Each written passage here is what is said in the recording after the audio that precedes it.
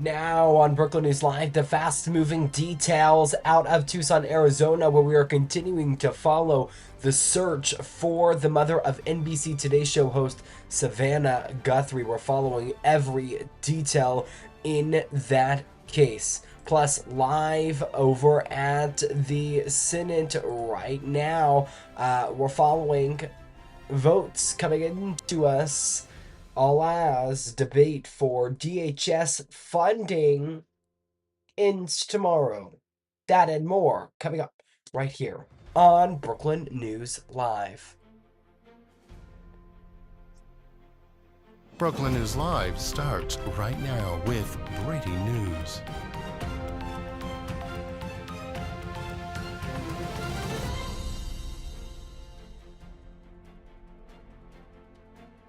Alrighty, it is good to be with you. I'm Jackson Mitchell. It is February 12th, 2026. It's a Thursday. Good to be with you all. You might be able to tell by my voice, I've been a little gone because I'm under the weather just a little bit. I try to make up for it, try to still bring you guys the news to the best of my ability, but apologies if you hear me sneeze, having to blow my nose, whatever I gotta do to make sure I'm able to bring you guys the news effectively. So again, it is good to be with you. We do want to start first with the fast-moving developing details and the search that is continuing to go on for Nancy Guthrie, the mother of NBC Today Show host Savannah Guthrie. We want to take you right now to video released here by FBI Director Cash Mattel showing the suspect on that Nest camera approach there at Nancy Guthrie's home in Tucson, Arizona, appearing to try to do something there with the camera. Now you see, so the FBI saying if you have any type of information, that tip line is 1-800 call FBI. Again, that is 1-800 call FBI. They say again, if you have any information, that is who you need to call. 1-800 call FBI. So that's that big debate there. This comes as today, Savannah Guthrie, she's releasing a new video on her social media pages. Nothing behind it, but photos and a video of, I should say, a video of her and her mother when she was younger. So this video was posted onto her Instagram account there. You see Savannah, her sisters, and her mother there.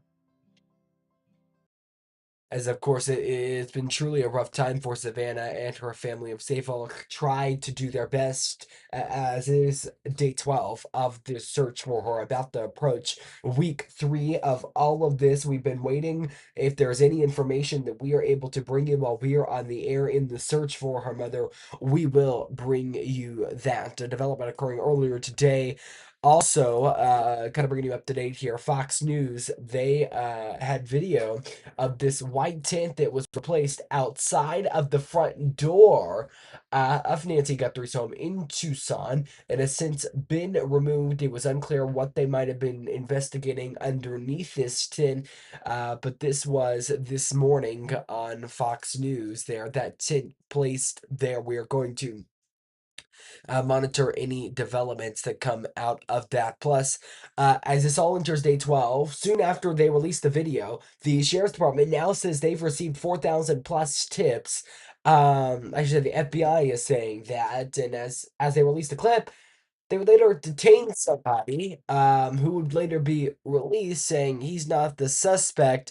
He spoke to a few local news organizations. This video is specifically from USA Today, but he was arrested, I should say detained rather, in Rio Rico, Arizona, which is an hour or so away from Tucson, much closer to the Mexico border. Now, he's been released. He says he doesn't even know who Nancy Guthrie is. Take a look. Damage the house? Yeah. What did he do to the They house? broke the doors. What else, man? The garage door in the back. So what are you gonna do now? I'll try to clear my name. I didn't do anything. We're just wondering. And I mean, I hope they get the suspect, because I'm not it. They better do their job and find the suspect that did it so they can clear my name. I'm done. Just look at what I'm putting my family through. You're on Not just national them. news now. Not just them. Even my parents in Tucson. Yeah. And your mother-in-law was worried about you. She was saying it doesn't look anything like it. Yeah. See, that's what I'm telling you guys. Like, what the come on. Why do you think they came here? Why did you think they came to you? If I would have known that answer, I would have given it to you, but I don't. So you have no idea what led them No, I to do you. not. Nothing. They didn't. Nothing. They didn't say car make, a license, nothing. Nada. Carlos, ¿hablas español? Eh? I'm done. Okay. Danos una declaración en español. So there you go. There was that man that was detained for a short period of time just outside, I should say, in Rio Rico, Arizona, later released, and he is speaking to the press there saying he's not the guy. He wants his name to be cleared, and that he doesn't need to have kind of bad blood on his name there. So this comes, of course, the search now entering day 12. That tip line there on the bottom half of that graphic right there, 1-800-CALL-FBI. That is if you have any information on the search for the mother of today's show host, Savannah Guthrie's mother, Nancy Guthrie. We want to turn right now to some more developing news. Tom Homan holding a press conference. He's, of course, the border czar. But he held a press conference earlier this morning after he was sent to kind of tone down the rhetoric in Operation Metro Surge. Now he's saying this morning that Operation Metro Surge will conclude. Take a look here. This is this morning in Minneapolis.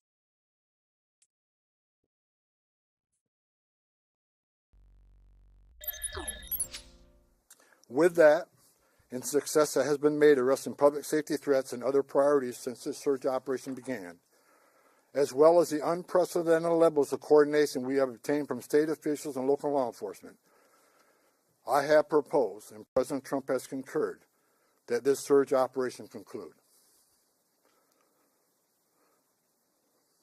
A significant drawdown has already been underway this week and will continue through the next week. We have a lot of work to do across this country to remove public safety risk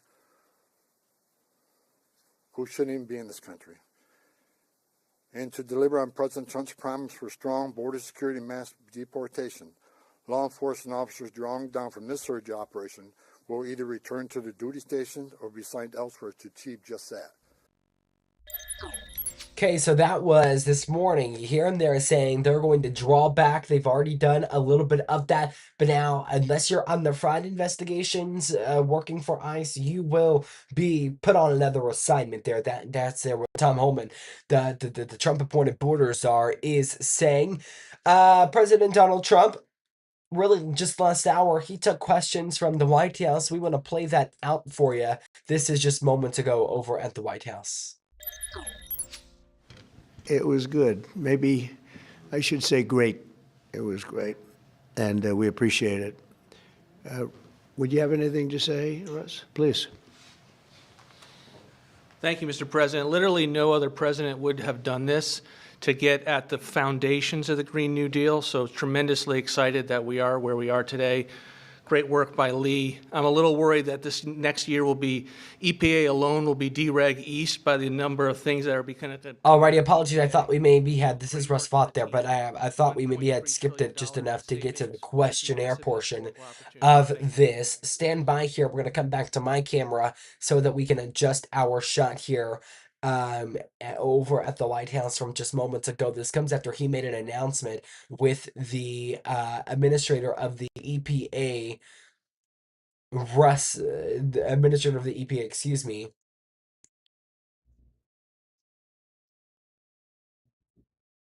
Okay, this looks just about when he starts taking questions. Let's go back over there and listen in. You won't have to go to the finest schools in the world in order to figure out how to operate it. Okay? So, any questions, please? President Trump, thank you for this. And after this much supported move to roll back the former EPA's endangerment finding, what additional steps do you plan on taking to scale back what many are calling climate industry scams? Specifically, and Secretary Zeldin knows about these wind turbines they're trying to bring to New York. Judges allowing them to be rebuilt right near your hometown in Jamaica, Queens. They're being called a national security threat for air traffic coming into the airport. What could you do to make sure these things Well, don't we're destroy trying to the make sure it environment? doesn't happen, and we've basically stopped all windmills in this country. It's the most expensive energy you can get. They're all made in China, a little bit in Germany, but mostly in China. And we're putting them all over our fields and ruining the fields and killing the birds and all of this. And the environmentalists say they like them, but they really are a tremendous eyesore. They ruined. Europe has gone, as you know, it's gone to it. Europe isn't even recognizable anymore between immigration and because of, environmental things like the windmills, which are taking over.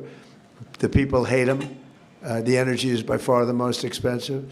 And we're fighting very hard to make sure that they don't get built. I hope we don't have one built during my administration. We inherited some contracts where they've gone down the line a little bit. We're trying to terminate them for a lot of different reasons. One of the reasons, as you had mentioned, it's endangerment for the military. It's also endangerment for airliners. So we're trying to take care of those situations now. They should have never been allowed in the first place. Yeah, please. Thank you so much for taking Sure. questions. What do you tell Americans who are concerned that the $1.3 trillion in savings does come at a cost to public health and the environment based on science? I tell them, don't worry about it because it has nothing to do with public health. This was all a scam, a giant scam. This was a ripoff of the country by Obama and Biden. And let's say Obama started it and got it rolling. And a terrible ripoff. They'll have more money to spend for health care, if you look at it. Now they can go out and spend it on something that's meaningful. And nobody's doing more for health care than the Republican Party. And that starts with the fact that prescription drugs are going to be coming down at numbers that nobody's ever seen before. They're falling. We were paying the highest prices in the world by far, sometimes by 10 times more than other countries. Now we're going to be paying whatever the lowest price is anywhere in the world. We're going to be paying that. It's called favored nations, most favored nations. And I think it's the biggest thing to happen in this world, the world of medicine, prescription drugs, ever. There's never been anything like it. If like in my third year, first term, I actually got prices down 1/4 or 1/8%, and I was so proud of myself because they were like that for years and years. And since under Biden, they went up very, very substantially. And now they're coming down by, depending on, you could say 500, 600, 700%, depending on the way you want to, or you could say 80%. It doesn't matter. They're coming down by numbers that nobody ever thought possible. I got it all done, and I got it all approved, and all of the countries all over the world are going to pay more. They've agreed to pay more because of tariffs. I said, if you don't do it, we're going to have to tariff you, and they've all agreed to do it. Otherwise, they would have never done it. That was why no president has ever been able to get it done. Please. Yeah, Mr. President, you took more than 600 deregulatory actions in your first year here. Coming from the business world, you know how unnecessary red tape can hinder business expansion, investment expansion.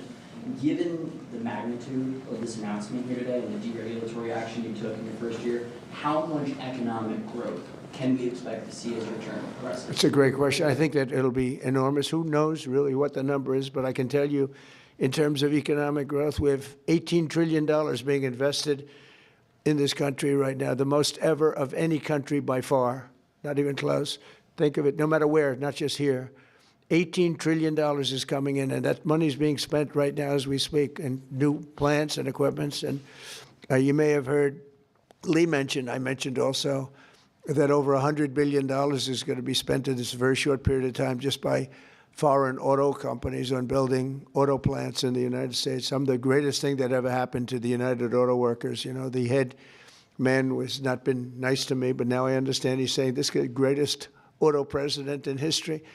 But the auto workers gave me their vote, and they knew what I was doing, and they know what needed to be done. The tariffs saved them, but this is now taken it to a level that I think, Lee, that nobody ever thought even possible. They thought this was, nobody would have the courage to do it. We have to have the courage to do it because we're making America great again. This is a big factor in making our country great. If you look at some of these cars, they didn't even work. They had computers all over the place trying to save a half an ounce of fuel. We have fuel for the next 500 to 1,000 years under our feet, and they're trying like hell to save a half an ounce of fuel. The whole thing is just crazy. Please, go ahead, please. Mr. President, is climate cooperation with China no longer in America's interest? And could you please confirm that you are going to visit China the first week of April? Yeah, I'll be visiting President Xi in April. Look forward to it. He's coming here later in the year. and I look very much forward to it. No, our relationship with China is very good right now, and this is, not relevant too much having to do with China, what we're announcing today. But no, my relationship with President Xi is very good. Yes.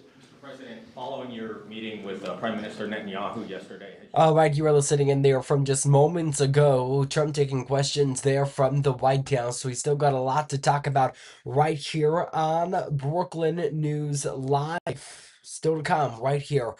Well, Minnesota officials, they are testifying, Minnesota federal officials testifying on Capitol Hill. There's a look at that hearing earlier today. We're going to bring you that.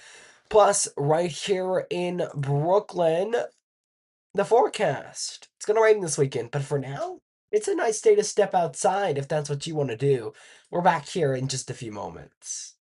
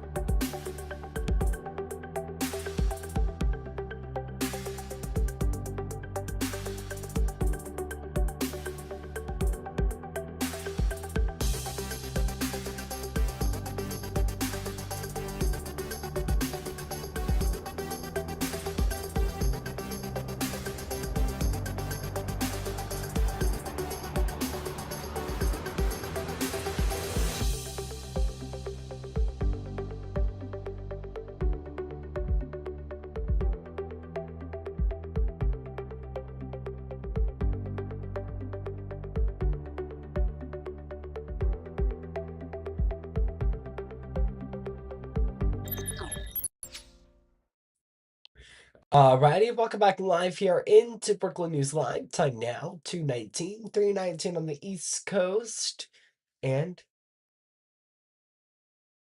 12:19 on the West Coast. Sorry, I had to think about it there for a second. Live look there at Capitol Hill earlier today. We were just talking about it right before we threw the break. Minnesota Attorney General Keith Ellison, federal officials testifying in front of a Senate committee there. Things became very heated. We've been monitoring that throughout the morning, and if updates come, of course, even further than we had from Tom Homan this morning on ending Operation Metro Surge, we will bring you those. Again, this is really this morning over on Capitol Hill for that hearing. I want to take you right now to our camera from arg.live here in Brooklyn as we it feels good outside, guys. If you stepped outside, it's nice. It's not too bad at all. If you take a look into tonight, you're looking at about a low of 38. Mostly cloudy skies so far right now. If you step outside, It's 56 degrees, so 58, excuse me. So it's nice. It's not as cold as we've seen it in previous days, and that trend is only going to continue through Friday. You're looking at a high of 61 and a low of 48 there. Mostly cloudy skies by Saturday, almost an entire day of rain. High of 56 and a low of 51. So this kind of sun ends and we get a little bit of rain. I believe that, what is this? The second time we've gotten rain since the snow. I know the big piles of snow, they're still around. Some of them are still lingering. Today, Friday, probably gonna be the last days that they are here with us, and they are going to melt. I don't know about you guys. I don't like when snow stays for long. It always just starts looking ugly and not. It's not it. So there's that for you as we continue to follow uh that. Want to take you right now live to the Senate floor right now. Lawmakers speaking there. But earlier there were some developing details coming out of the Senate. DHS is likely to shut down by Saturday after a failed Senate test vote on funding. So you might remember this. So remember they funded the government, but they said, okay, we're gonna take we're gonna take 2 more weeks and we won't fund the Department of Homeland Security, which funds ICE and a number of other things, and we will just go from there. Well, now we're to that point, and and in the Senate, they had a test vote earlier today, and it did ultimately fail. Democrats saying this is what they want. You see it on your screen now. These are the Democrats' DHS funding demands. They say they want to require immigration agents to get a judge-approved warrant before entering homes, force agents to wear body cams and visible ID, ban agents from wearing masks during operations, block enforcement actions near schools, churches, hospitals, and courts, give lawyers and members of Congress access to detention centers, create rules to prevent U.S. citizens from being detained or deported by mistake, and set a clear national use of force policy. And it goes on there. Big ones the Democrats won. And so far, they're not backing down. Democrats saying this is what they want, this is what they're going to get. That test vote ultimately failing. Democrats, they don't have anything crazy ready for them. Same with Republicans in order to get DHS funded overnight.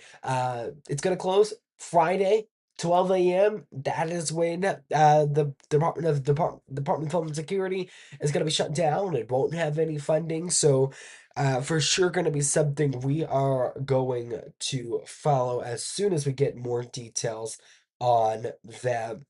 Okay, when we come back, Pam Bondi, the Attorney General, she testified yesterday in front of a committee over on Capitol Hill. Wow, it was heated. We've got about 5 minutes of highlights we're going to play for you. Of course, amid a lot of controversy over at the DOJ and the Epstein files, all of that. We're going to bring the Epstein files update to what we know, what the revelations are, because according to this story that I've been reading, it's not only affecting Americans, it's affecting Europe. What to know about that? We'll come back here on Brooklyn News Live.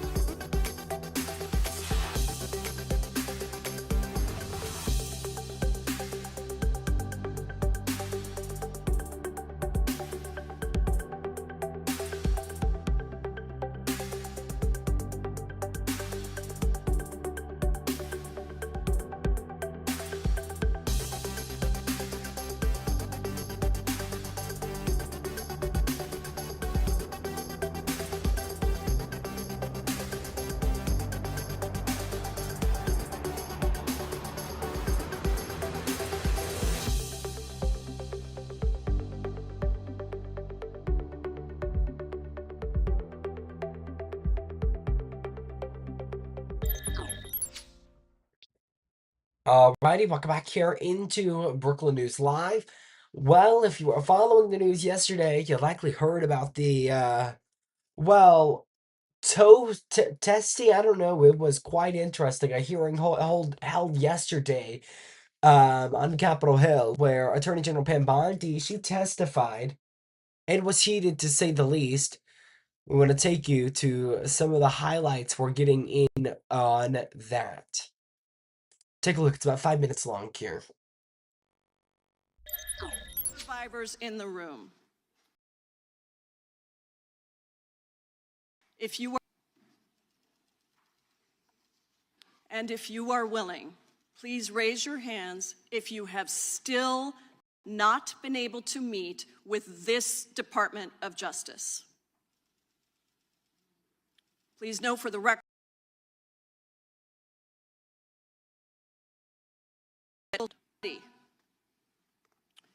you apologized to the survivors in your opening statement of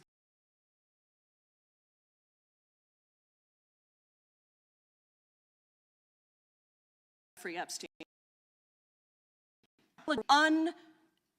Absolutely unacceptable release of the Epstein files and their information.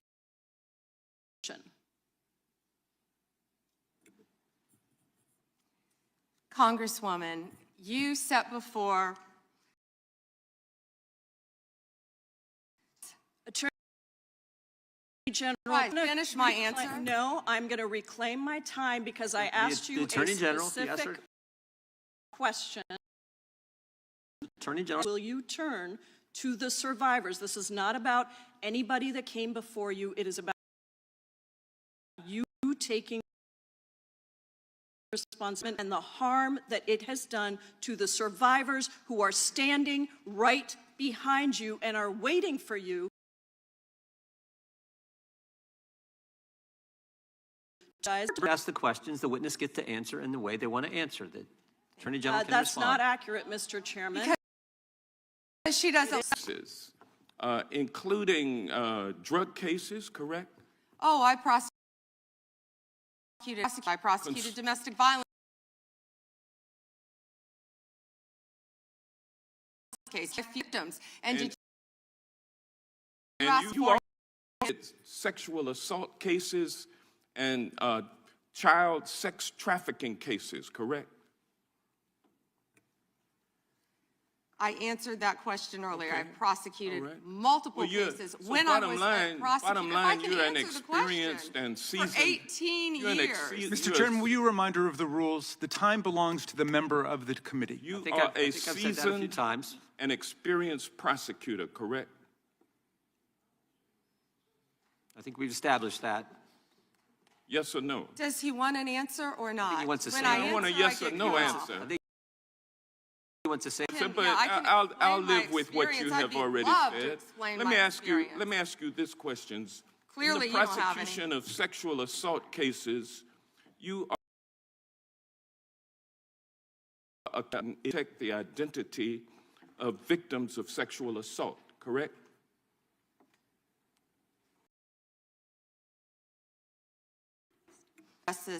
Others were cutting me off when I was trying to. I just simply asked, are you aware of the identity of victims as you prosecute the people they accuse of assaulting them? Correct? Said multiple times. Protection of the identity of all victims of the victims are is protected. so very you are important. Protected under. Do you want me to answer, or do you want to? Do a Jekyll and Hyde kind of routine around here, and I just want you to answer my questions.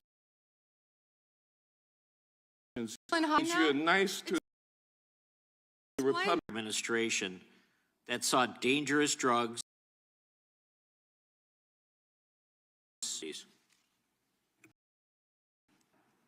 Congressman, President Trump has worked tirelessly, as you know, to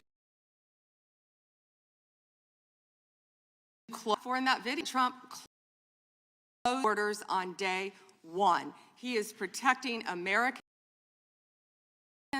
from the that were flowing into this country from Mexico. From China. These precursors were taken from China into Mexico. And Mexico, along with gang members, MS-13, TDA, freely coming cities around our country, thanks to Joe Biden's open border policies. That has stopped under Donald Trump. It will no longer happen. Administration, and he is doing everything to keep Americans safe.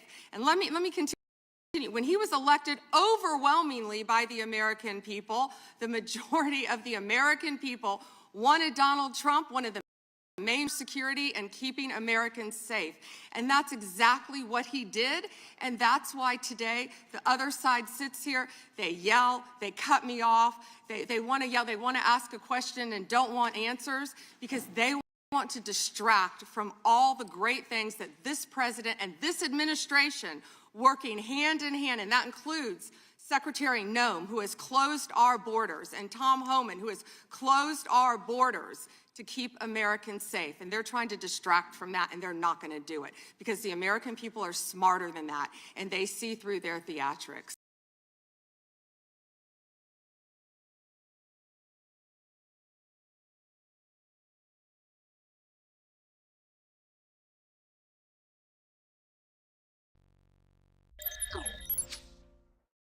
Alrighty, that was on Capitol Hill there yesterday. You saw the very moments when Pampani was answering questions and things of that nature. Excuse me, because we were preparing our next story. What happens when you're live is the news is coming into you as you're already on the air.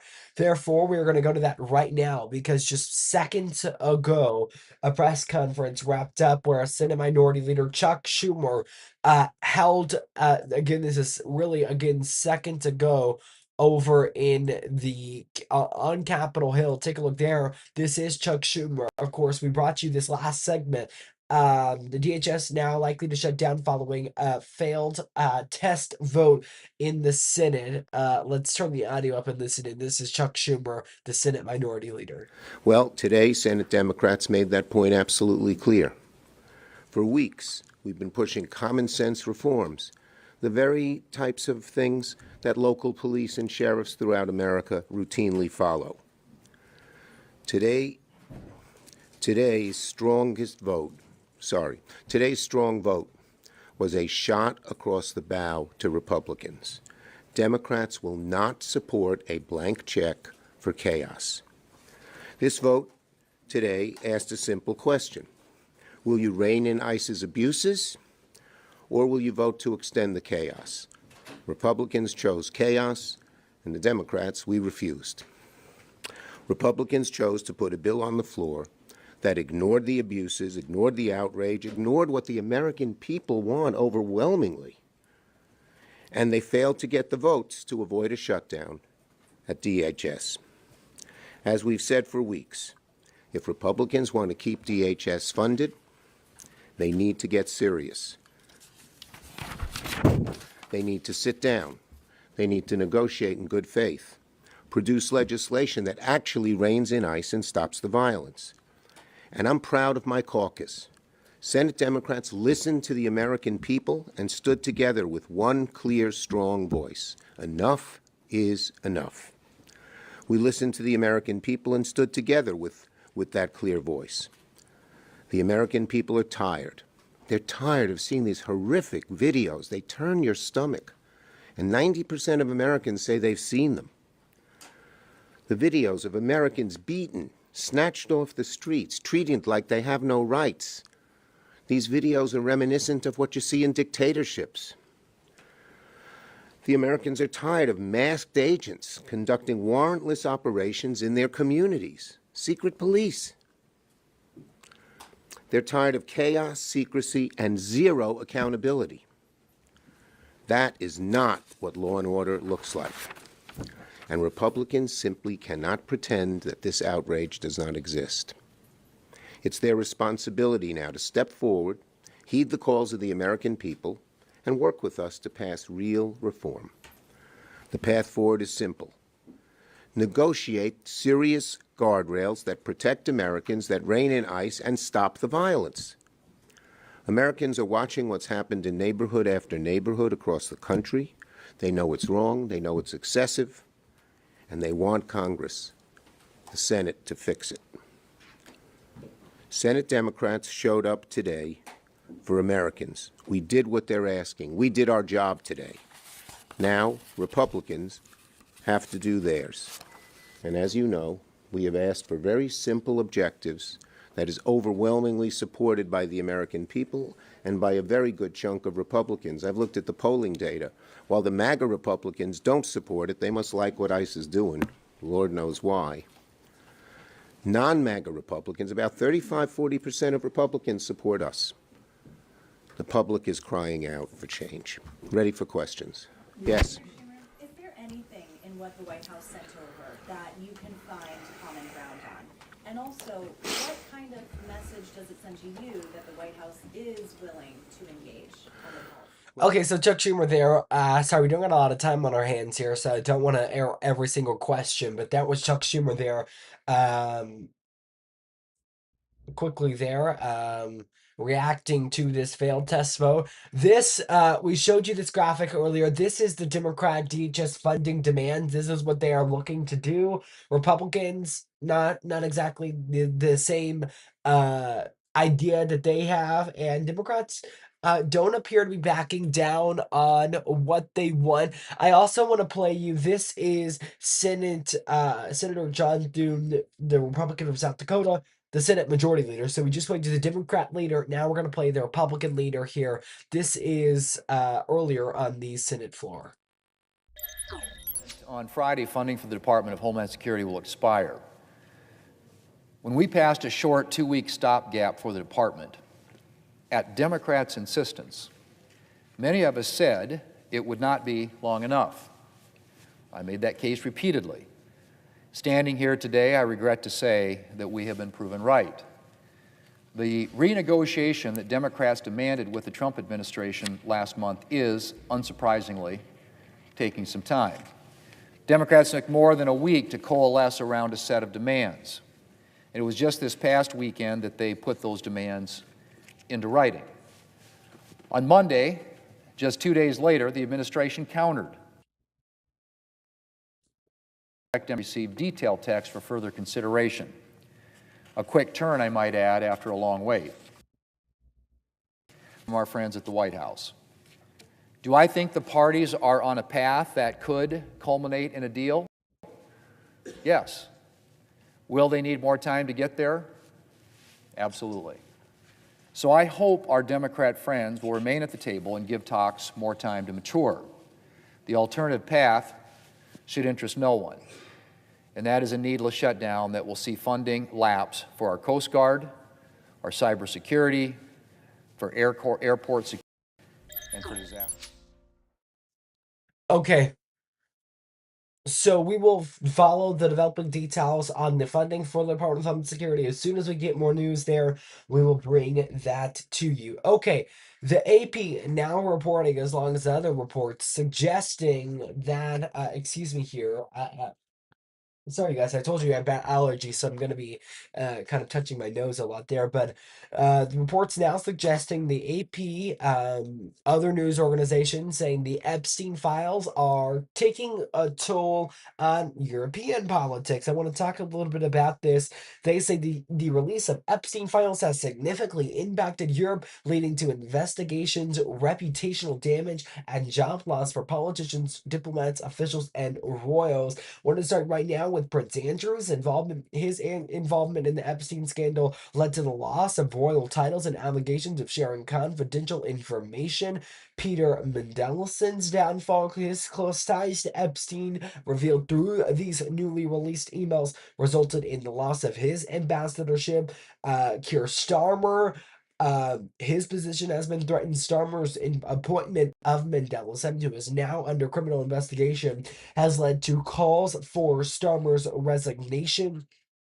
That's just a few of them. I'm going to keep going down here. The Jalen investigation. Norwegian authorities opened an investigation into aggravated corruption involving Jalen based on revelations in the Epstein files. So this entire my notes here, excuse me, I hit my phone. My entire notes here talk about just all of these impacts that the Epstein files are taking not only on American politics but also on European politics. So we're following every aspect of the Epstein files, and if we get more updates there, we will bring that to you right here live on Brooklyn News, live and over at brooklandnews.com. Want to turn right now because the Associated Press is now reporting that the trial involving the billion-dollar suit against President Donald Trump could go to trial by February of 2027. There's the headline coming into us right now from the AP there. So we'll bring you updates if we get some about that. Or if you remember, he filed a lawsuit in December on the way the claim seeks $5 billion in damages. The reason was because the BBC appeared to have edited a speech he gave on January 6th.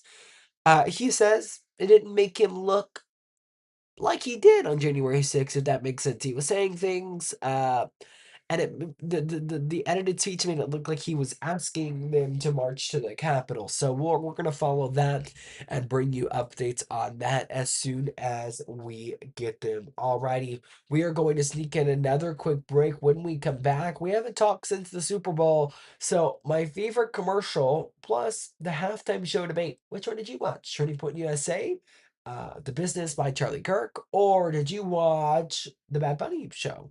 We're talking about that when we come back. You're watching Brooklyn News Live.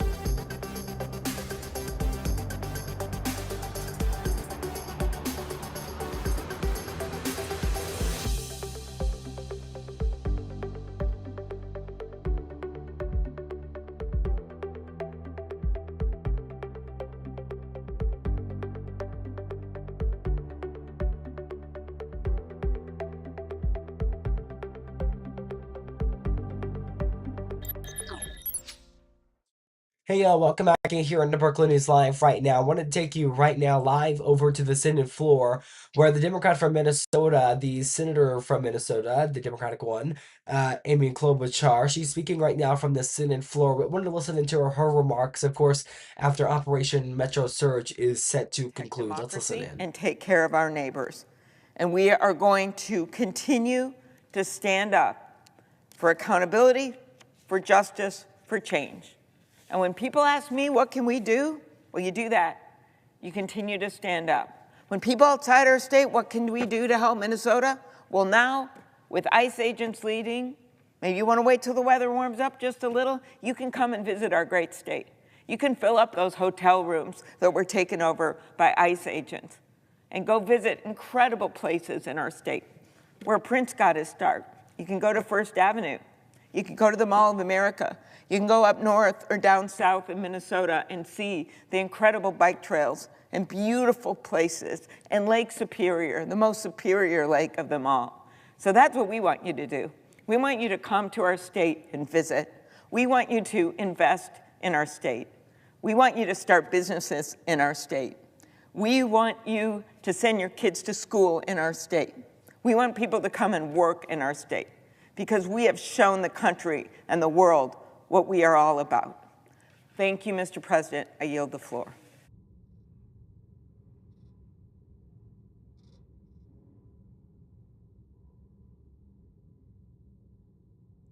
Alrighty, Amy Klobuchar there quickly just wanted to listen in there. She was speaking, of course, the relevance of her, that, of course, Operation Metro Surge is set to end there. Okay, we are going to sneak in another really quick break here. We're going to talk about the Super Bowl. Excuse me again, I'm under the weather a little bit here. Thank you, Mr. The President. Super Bowl when we come back. wanna You're set- watching Brooklyn News Live.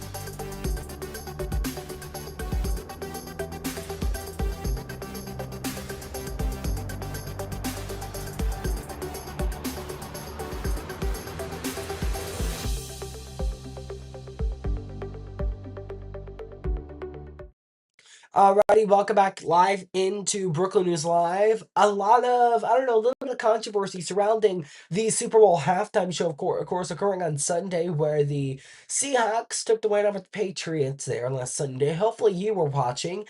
Well, which halftime show did you watch? That's the thing getting a lot of attention. The Turning Point USA, which was the Charlie Kirk founded brand, where they had Kid Rock and a number of other country performers performing there, or Bad Bunny. Well, I watched both. That's my answer to that question. I did watch both. I wanted to make sure I was giving the accurate depiction of both. Here's Bad Bunny's. A lot of people saying, maybe it was a little bit politically motivated. Let's turn the audio up here.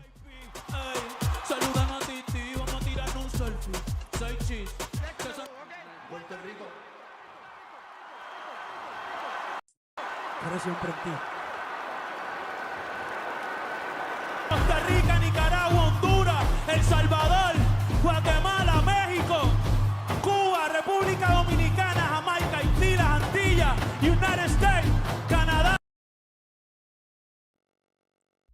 Okay, there's that one. His message in the back was, there's nothing more powerful than love, for hate than love. That was the message in the back. People saying, well, we didn't like it. He was speaking in Spanish. It wasn't for us to look at, us to view. Meanwhile, I want to play the Turning Point USA halftime show here. Take a look. This is a number of country artists as well as Kid Rock.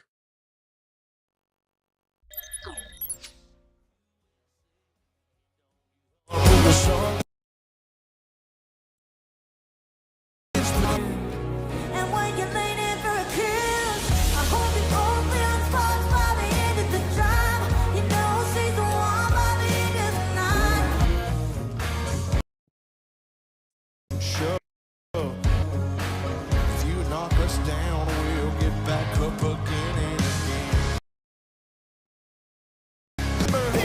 All my heroes in the methadone clinics. All you bastards in the IRS. For the crooked cops and the quarterbacks. For the shots of Jack. There you go. There's a look at both of, excuse me, sorry. A look at both of the halftime shows there. So again, they're getting a lot of attention. Which one did you guys watch? Let me know. There. Okay. I have some controversy. So I obviously don't speak Spanish, and I don't know. I don't like getting in a lot of controversy here. My personal favorite was Rihanna back in like what, 2022. I don't know. First of all, I think we knew all of her songs. I think that that says a lot when you have a halftime show performer that you can almost recognize every single one of their songs. We're back here in just a moment as we wrap things up right here on Brooklyn News Live.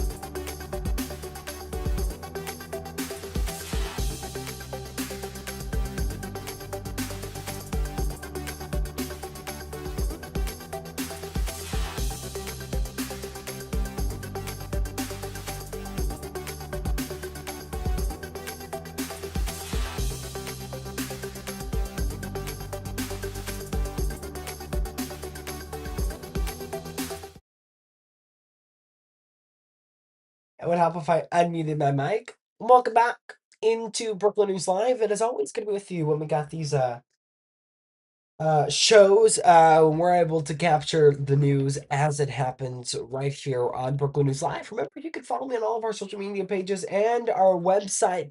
As soon as we get off the air, I've got a new story posting over there, so I won't tease it too much, but it does have to do with local headlines, lock boxes on businesses, a discussion discussed, that didn't make any sense, but a discussion that was held at a city council meeting very recently. I want to take you right now live over to the Senate floor and continue listening into lawmakers who are discussing a varied amount of legislation here. Rachel Morin, Jocelyn Nungary, or Kayla Hamilton.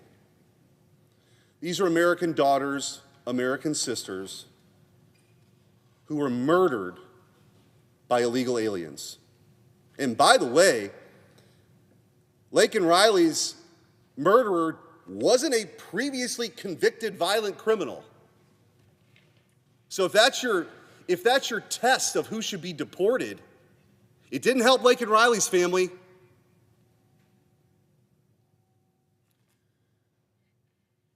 My priority, and the reason why I've been on this floor so many times about this issue, my priority is for Americans. Our immigration laws are put in place for one reason, to benefit America and Americans. The rhetoric that has come from the left on this and my Democrat colleagues, we talk about why was Minnesota a flashpoint? It's the sanctuary city status. The 9 sanctuary jurisdictions in this country, in them, ICE agents are 590 times more likely to be assaulted.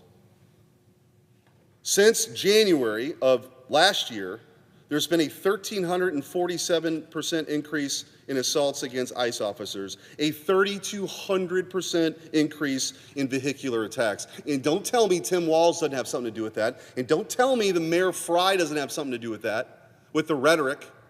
Even senators on this floor have, called it Trump's secret police and the Gestapo and Nazis.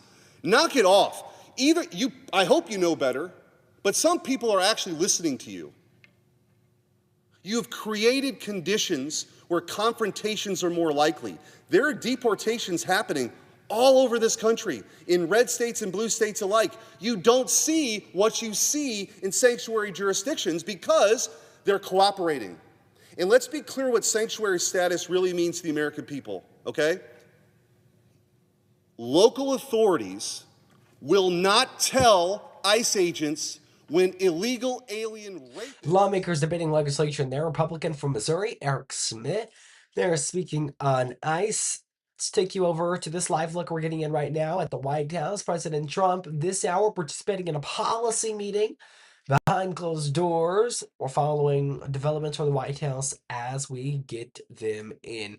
Alrighty, want to remember you can join us weekdays, 2 p.m. We're here. We'll be here again tomorrow with the latest as long as I'm still feeling well.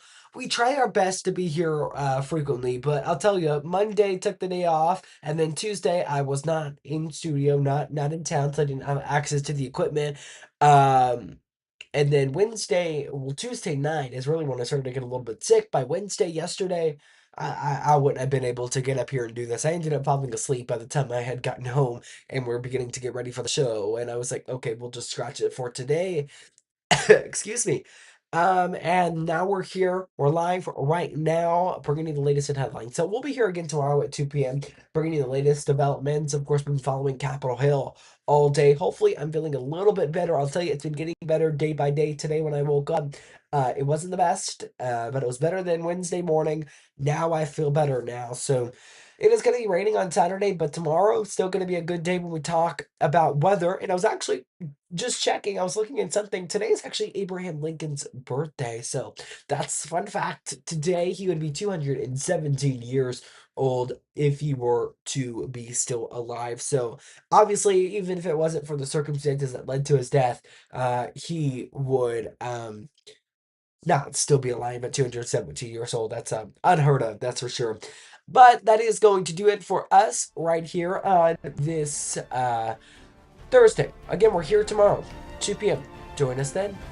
Weekdays, 2 p.m. So tomorrow, join us in. We'll see you back here soon.